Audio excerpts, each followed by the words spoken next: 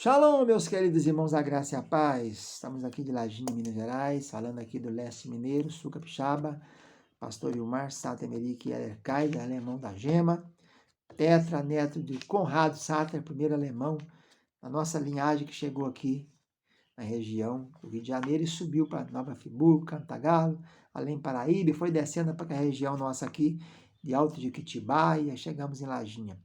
Aqui chegamos em 1912, meu bisavô Antônio Sata fundou a igreja presbiteriana, que ano que vem vai completar aqui de instalação 100 anos. E eu sou nascido e criado no protestantismo, né, luterano protestante. Depois, com 11 anos, fui batizado com o Espírito Santo e entrei no ramo pentecostal. Sou membro do Ministério Tabernáculo, pastor desde 1987, daqui na região de Lajinha, Minas. E nós estamos tratando do livro aqui de Juízes. Juízes é o segundo livro histórico que na nossa grade curricular do curso básico, a matéria chama Introdução Bíblica 2. Na aula passada nós falamos sobre os capítulos iniciais, os perigos das concessões, capítulo 1, 2 e 3, né? O perigo da concessão, e falamos também da Deus levantando e corrigindo o seu povo, né?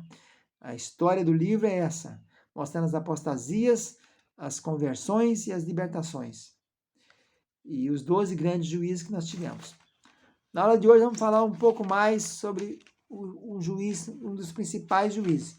Lembrando que os 6 grandes juízes foram Otniel, de Judá, Eude, de Benjamim, Débora, de Efraim, com Baraque, de Naphtali, Gideão, de Manassés, Jefité, de Manassés e Sansão.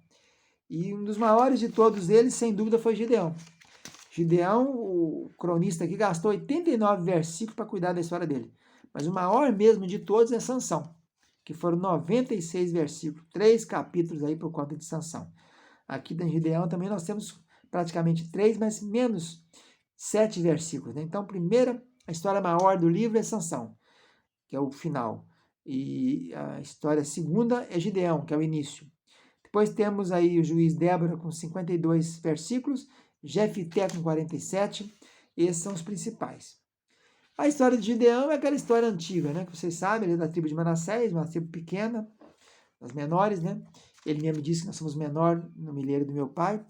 E aparece, estão atribulados com os midianitas, mais de 120 mil midianitas. E o Senhor, então, manifesta como anjo do Senhor, mostrando em uma teofania. Né? Todas as vezes no Velho Testamento que aparece o anjo do Senhor com A maiúsculo, nós temos uma teofania, a manifestação de Deus através de Jesus no Velho Testamento.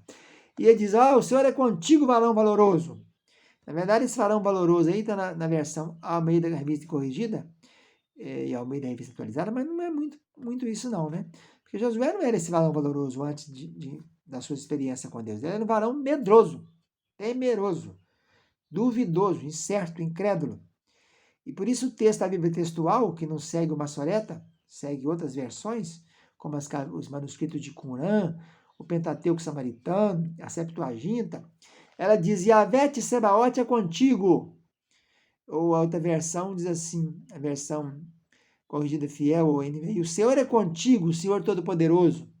Mas de maneira nenhuma o Senhor é contigo, varão valoroso. Não tem isso aí. Não tem. Evidentemente não tem. Porque Josué, você vai verificar que é isso que ele é. Primeiro ele fica surpreso e cético e descrente com o aparecimento daquele anjo na eira ali onde ele está. Ele está malhando o trigo na eira. Um negócio completamente inusitado, né? Malhar trigo na eira. O trigo é malhado num terreiro de pedra, um terreiro de terra batida, grandão, onde é pisado ou macerado até por homens e por animais. O lagar é um lugar pequenininho, um tanquezinho pequeno, no máximo 3, 4, 5 metros, enquanto a eira é 10, 15, 20 metros, é um terreirão. Então ele está ali escondido nas cavernas, escondido para os midianitas não atacarem e roubarem a colheita.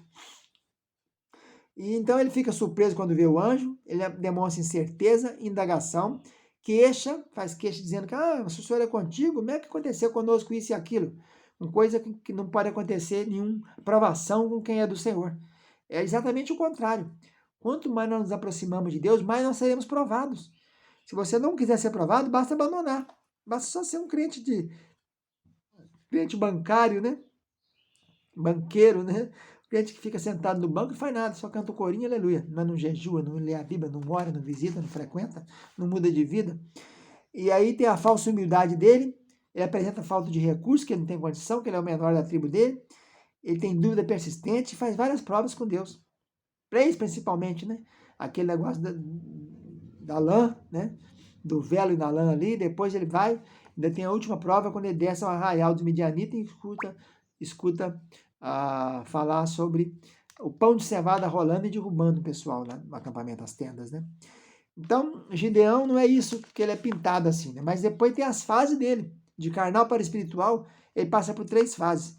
É a conversão, mostra que ele é convertido no dia que derruba o altar de Baal do pai dele e levanta um outro altar no lugar onde era um altar de consagração a Baal e coloca o nome de Yahvé Shalom.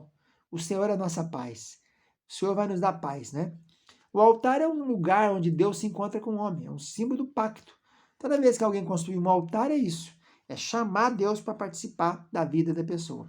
Então tem a conversão dele nesse ato aí, depois a consagração dele, né, quando ele faz as provas, e depois ele é controlado pelo Espírito Santo. Ele tem coragem de atacar um exército, né, com trombetas na mão e cântaro vazio no outro. Então mostrou que ele converteu, ele está controlado pelo Espírito Santo, porque qualquer um em sã consciência, desculpa, jamais iria atacar um exército de 120 mil pessoas com 300. Quando ele conseguiu primeiro captar 32 mil soldados, já era pouco. 32 para 120 mil dava quase 5 por 1, mais de 4 por 1. Já era absurdo, queriam perder feio. Depois Deus manda cortar 20 mil, ficou 10, né? 22, né? Depois cortou para 300. Então, só um homem controlado pelo Espírito Santo vai fazer um tipo de coisa, vai obedecer uma ordem dessa, de atacar 120 mil pessoas com cântaros na mão, com luz, uma lamparinazinha, uma luzinha, uma faixazinha, uma tochazinha dentro dele e trombeta na outra. Você com a tocha e com a trombeta aqui, né? Mas é isso, é um homem controlado pelo Espírito Santo, ele obedece às ordens do Espírito Santo. Então, essa história do Gideão, que é filho de Joás, né? Abias Rita, do pessoal aí de Manassés, e mostra como Deus agiu. Quando Deus quer agir, ele faz o que ele quer, né? Ele mostra e atua como basta nós obedecermos. A nossa ordem é obedecer. Diz alguém que o abecedário nosso não é ABCD, é obedecer, né? Em vez de ser ABCD, é obedecer. E é verdade, nós temos que obedecer. Isso é o que o Senhor diz, né? Falou para Saul, Samuel disse para Saul, antes importa obedecer do que sacrificar. Primeiro o Senhor quer obediência, para depois sacrifício. Vamos ficando por aqui então com a história de Gideão, dos capítulos 6, 11 até o capítulo 8, 35. Exatamente 89 versículos, uma das grandes personagens do livro de Juízes. Fica na paz, tchau, tchau.